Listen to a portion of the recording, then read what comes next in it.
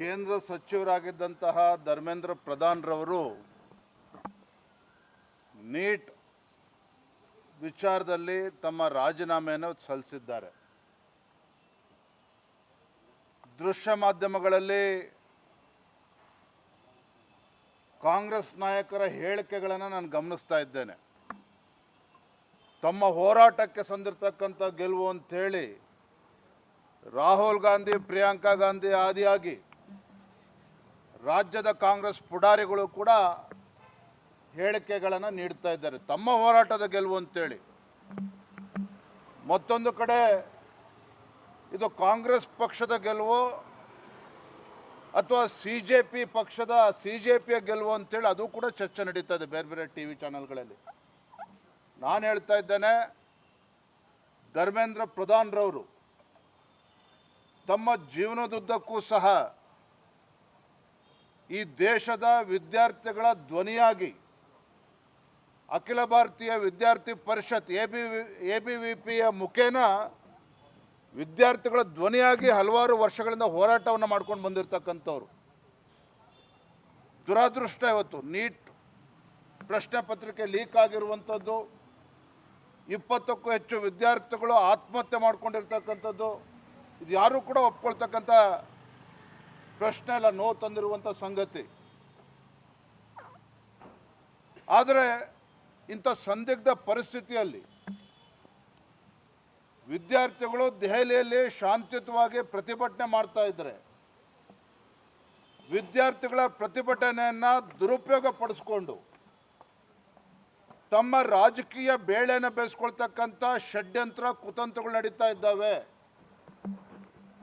ರಾಹುಲ್ ಗಾಂಧಿ, ಕಾಂಗ್ರೆಸ್ ಪಕ್ಷ ತಮ್ಮ ರಾಜಕೀಯ ಭವಿಷ್ಯವನ್ನು ರೂಪಿಸ್ಕೊಳ್ಳೋದಕ್ಕೆ ವಿದ್ಯಾರ್ಥಿಗಳ ಭವಿಷ್ಯದ ಜೊತೆ ಚೆಲ್ಲಾಟ ಆಡ್ತಾ ಇರ್ತಕ್ಕಂಥದ್ದು ಕೂಡ ನಾವು ನೋಡ್ತಾ ಇದ್ದೇವೆ.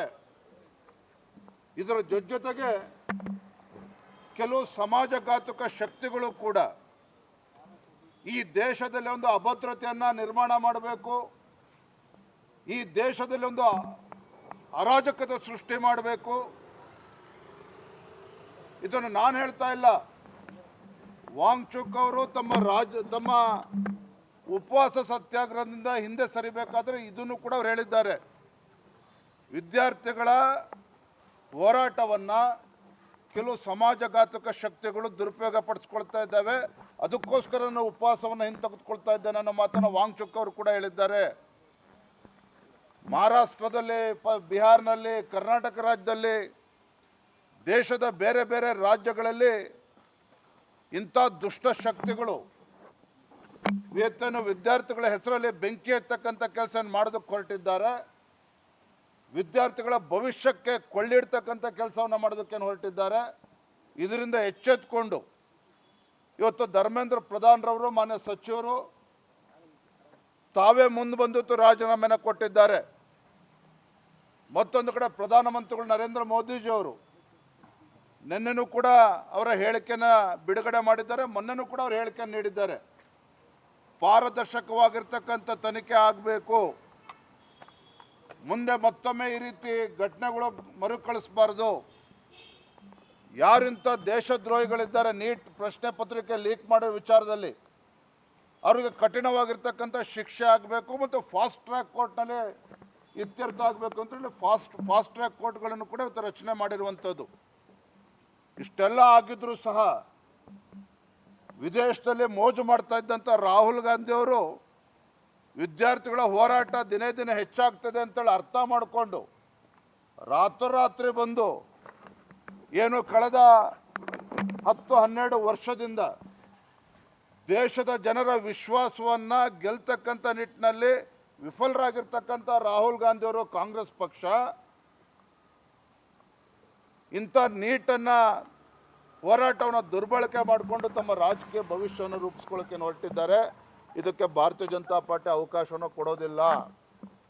ಹಾಗಾಗಿ ಇವತ್ತು ಧರ್ಮೇಂದ್ರ ಪ್ರಧಾನ್ ಅವರು ರಾಜೀನಾಮೆ ಕೊಟ್ಟಿದ್ದಾರೆ. ಇವತ್ತು ಕಾಂಗ್ರೆಸ್ ಪಕ್ಷ ಇರ್ಬೋದು, ದೇಶದಲ್ಲಿರ್ತಕ್ಕಂಥ ವಿರೋಧ ಪಕ್ಷಗಳು ಒಂದು ಅರ್ಥ ಮಾಡ್ಕೋಬೇಕು, ವಿದ್ಯಾರ್ಥಿಗಳ ಭವಿಷ್ಯವನ್ನು ಕಟ್ಟುವಂಥ ನಿಟ್ಟಿನಲ್ಲಿ ಸಲಹೆಗಳನ್ನೇ ಕೊಡಬೇಕೇ ಹೊರತು ಈ ರೀತಿ ಬೆಂಕಿ ಹಚ್ಚತಕ್ಕಂಥ ಕೆಲಸ ಅವ್ರು ಮಾಡಬಾರ್ದು. ಈಗಲಾದರೂ ಕೂಡ ಎಚ್ಚೆತ್ಕೊಂಡು ಕಾಂಗ್ರೆಸ್ ಪಾರ್ಟಿ ಒಂದು ಜವಾಬ್ದಾರಿತ ವಿರೋಧ ಪಕ್ಷವಾಗಿ ಕೆಲಸ ಮಾಡೋದನ್ನು ಕಲ್ತ್ಕೊಳ್ಬೇಕಾಗ್ತದೆ. ಮಕ್ಕಳ ಭವಿಷ್ಯದ ಜೊತೆ ಚೆಲ್ಲಾಟ ಆಡಬಾರ್ದು ಅಂತೇಳಿ ನಾನು ಈ ಸಂದರ್ಭದಲ್ಲಿ ತಮ್ಮ ಮುಖೇನ ಆಗ್ರಹವನ್ನು ಪಡಿಸ್ತಾ ಇದ್ದೇನೆ. ಇದು ಯಾರ ಗೆಲುವು ಸರ್? ಇದು ಜೆನ್ಜಿ ಗೆಲುವು ಅಂತ ಅನ್ಕೊಟ್ಟು ಅವನ್ಯಾರೇ ಪ್ರಿಯಾಂಕಾ ಖರ್ಗೆ? ಆ ಮನುಷ್ಯನಿಗೆ ಏನಾರ ತಾಕತ್ತಿದ್ರೆ ದಮ್ಮಿದ್ರೆ ಅಥವಾ ಬೆಂಗಳೂರಲ್ಲಿ ಏನು ನಡೆದಿದೆ ನೋಡಲಿ. ವಿದ್ಯಾರ್ಥಿಗಳ ಹೋರಾಟದ ನೆಪದಲ್ಲಿ ಇವತ್ತು ಉಮರ್ ಖಾಲಿದ್ದು ಶಾರ್ಜಿಲ್ ಇಮಾಮ್ ಜಿಂದಾಬಾದ್ ಅಂತೇಳಿ ಘೋಷಣೆ ಕೂಗ್ತಾ ಇದ್ದಾರೆ. ಈ 4 ಗೃಹ ಸಚಿವ ಎಲ್ಲಿ ಮಲ್ಕೊಂಡಿದ್ದಾನೆ ಅವನು, ಅದನ್ನು ಕೇಳಿ.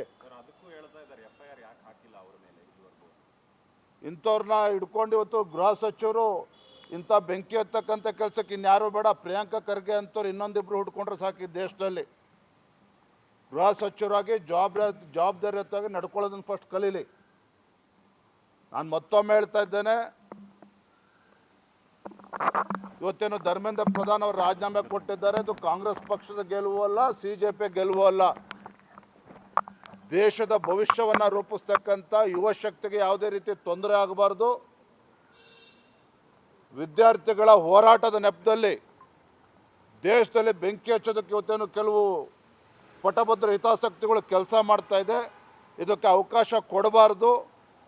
ಪಾರದರ್ಶಕವಾಗಿ ತನಿಖೆ ಆಗಬೇಕು ಮತ್ತು ತಪ್ಪಿತಸ್ಥರಿಗೆ ಶಿಕ್ಷೆ ಆಗಬೇಕು ಅಂತಲೇ ಇವತ್ತು ರಾಜೀನಾಮೆ ನೀಡಿರುವಂಥದ್ದು. Thank you. ಫ್ರೀಡಂ ಪಾರ್ಕ್ನಲ್ಲಿ ಆದಂಥ ಪ್ರತಿಭಟನೆ ವೇಳೆ ಬೆಂಗಳೂರು ಪೊಲೀಸರ ಆತ್ಮಸ್ಥೈರ್ಯವನ್ನು ತುಂಬುವಂತಹ ಪೋಸ್ಟರ್ಗಳು ಓಡಾಡಿದ್ದಾವೆ. ಅದು ಏನು ಕಿತ್ಕೊಳ್ಳಿ ಅನ್ನೋ ಅರ್ಥದಲ್ಲಿ, ಬೇರೆ ಬೇರೆ ಅರ್ಥದಲ್ಲ, ಅದೇ ಭಾಷೆನೇ ಪ್ರಯೋಗ ಮಾಡಿರುವಂಥದ್ದು, ಅದೇ ಭಾಷೆನೇ ಪ್ರಯೋಗ ಮಾಡಿರ್ತಕ್ಕಂಥದ್ದು. ಹಾಗಾಗಿ ಪ್ರಿಯಾಂಕಾ ಖರ್ಗೆ ಅವರು ಏನು ಮಾಡ್ತಿದ್ದಾರೆ ತಾವು ಕೇಳಬೇಕು ಅವ್ರನ್ನ. ನನ್ನ ಗಮನಕ್ಕೆ ಬಂದಿಲ್ಲ, ದೂರು ಕೊಟ್ಟರೆ ಕ್ರಮ ತಗೋತೀವಿ ಅಂತ ಹೇಳ್ತಿದ್ದಾರೆ ಸರ್. ನೀವೇ ದೂರು ಕೊಡಿ ಅಂತ ಹೇಳ್ತಿದ್ದಾರೆ ಸರ್. ಸುಮೋಟ ಕೇಸ್ ದಾಖಲು ಮಾಡ್ಕೋಬೇಕು. ಆದರೆ ಇವರೆಗೂ ಕೂಡ ಇಲಾಖೆಯ ಸಿಬ್ಬಂದಿಗಳ ರಕ್ಷಣೆಗೂ ಕೂಡ ಮುಂದಾಗ್ತದೆ. ಅಂದರೆ ಅವ್ರ ಪರವಾಗಿ ಕೂಡ ಒಂದು ಮಾತಾಡುವಂಥದ್ದು ಕೂಡ ಆಗ್ತಾ ಇಲ್ಲ, ಅವ್ರು ಬೇರೆ ಹೇಳುವಂಥದ್ದು ಕೂಡ. ತಮ್ಮ ಮುಖೇನ ಪ್ರಿಯಾಂಕಾ ಖರ್ಗೆ ಮಾನ್ಯ ಗೃಹ ಸಚಿವರಿಗೆ ನಾನು ಆಗ್ರಹ ಪಡಿಸ್ತೇನೆ. ತಾವು ಈ ರಾಜ್ಯದ ಗೃಹ ಸಚಿವರು, ಯಾರೋ ಉಗ್ರಗಾಮಿಗಳಿಗೆ ಗೃಹ ಸಚಿವರಲ್ಲ, ದೇಶದ್ರೋಹಿಗಳಿಗೆ ಗೃಹ ಸಚಿವರಲ್ಲ. ಈ ರಾಜ್ಯದ ರಕ್ಷಣೆ ಮಾಡ್ತಕ್ಕಂಥ ಕರ್ತವ್ಯ ನಿಮ್ಮ ಮೇಲೆ ಇದೆ, ನಿಮ್ಮ ಸರ್ಕಾರದ ಮೇಲೆ ಇದೆ. ಈ ರೀತಿ ಬೇಜವಾಬ್ದಾರನ ಹೇಳಿಕೆ ಕೊಡ್ತಾ ಇರೋದ್ರಿಂದಲೇ ರಾಜ್ಯದಲ್ಲಿ ಪದೇ ಪದೇ ಈ ರೀತಿ ಘಟನೆಗಳು ನಡೀತಾ ಇರುವಂಥದ್ದು.